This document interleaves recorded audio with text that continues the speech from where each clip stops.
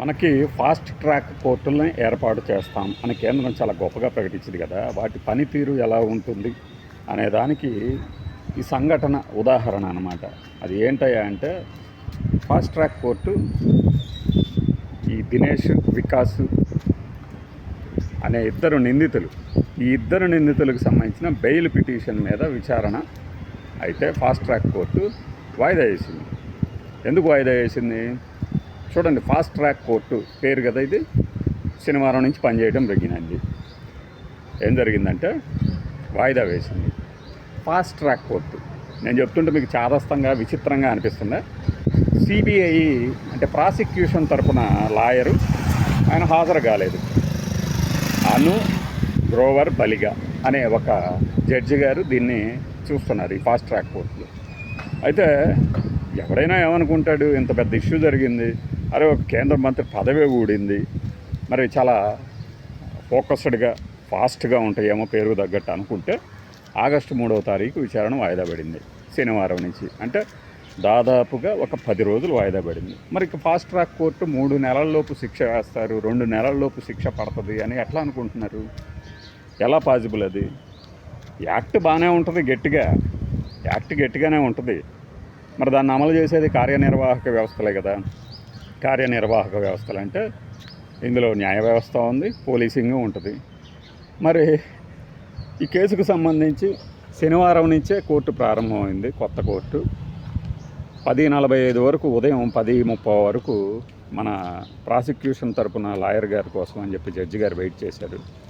Wait చేస్తే అక్కడ ఏమైంది అంటే, ఆయన తర్వాత సమాచారం పంపించాడట, రోహిణి కోర్టులో అక్కడ ఇక్కడ నేను బిజీగా ఉన్నాను, నేను రావటము కుదరదు అని.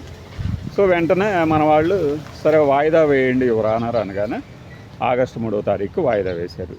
ఫాస్ట్ ట్రాక్ కోర్టుల్లో సత్వర న్యాయం అందుతుంది అని చెప్పినటువంటి కేంద్ర ప్రభుత్వం ఈ సంఘటనని సీరియస్గా తీసుకుంటుందా? లీగల్గా చూసినప్పుడు ఇవన్నీ మామూలే అనుకుంటారా అనేది ఆలోచించాలి.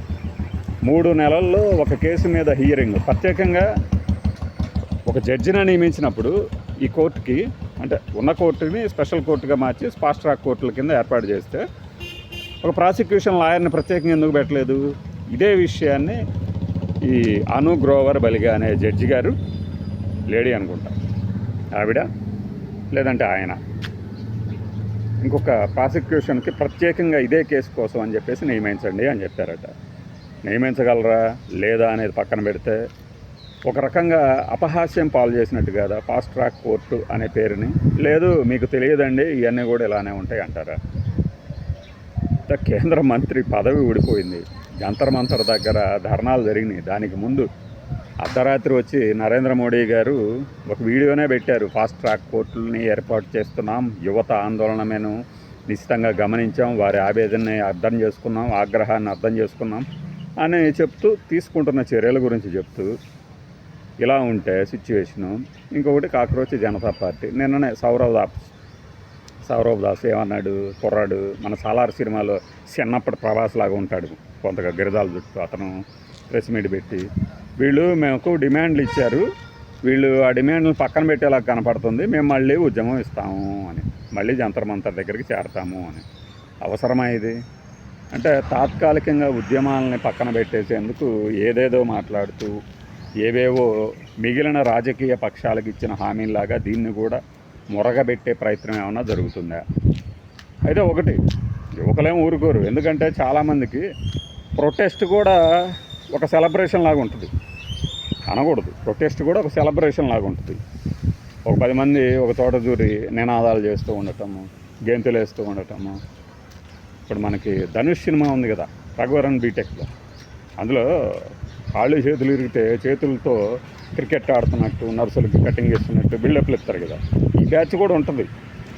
అయితే వాళ్ళు చెప్పినటువంటి, మేము ఏవైతే డిమాండ్లు చెప్పామో వాటికి అంగీకరించామని చెప్పి మళ్ళీ వాయిదాలు కనుక వేస్తే తిరిగి వస్తామని చెప్తున్నారు.